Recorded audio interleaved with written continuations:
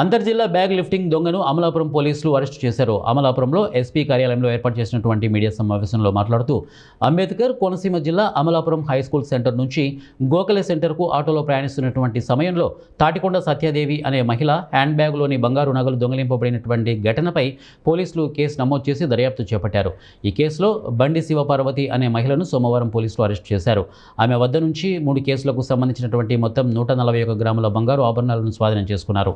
వీటి విలువ సుమారు 20,49,000 రూపాయలుగా పోలీసులు తెలిపారు. నిందితురాలిపై కర్నూలు, కాకినాడ, గోకవరం పలు జిల్లాల్లో దొంగతనం కేసులు ఉన్నట్లు గుర్తించారు. ఈ కేసును విజయవంతంగా ఛేదించినటువంటి డీఎస్పీ టీఎస్ఆర్కే ప్రసాద్, సిఐలు వీరబాబు, గజేంద్ర కుమారు, పోలీస్ సిబ్బందిని జిల్లా ఎస్పీ రాహుల్ మీనా అభినందించారు. ద్వారా ఒక బ్యాగ్ లిఫ్టింగ్ ఒఫెండర్కి పట్టుకోవడం జరిగింది.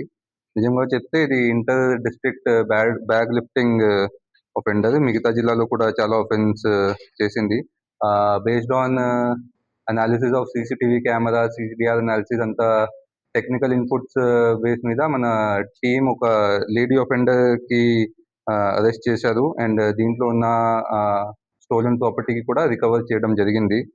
బ్యాక్గ్రౌండ్ చెప్తే మనకి ఈ గత నెల 24th జనవరిలో ఒక కంప్లైనెంట్ ఆటోలో ట్రావెల్ చేసినప్పుడు ఇది ఒఫెండర్ అక్కడ ఆటోలో ఒక చిన్న పిల్లలతో పాటు ఉండి అక్కడ కంప్లైనెంట్ మీద పిల్లలకి పెట్టి she open the chain of the bag and she stole the property from there.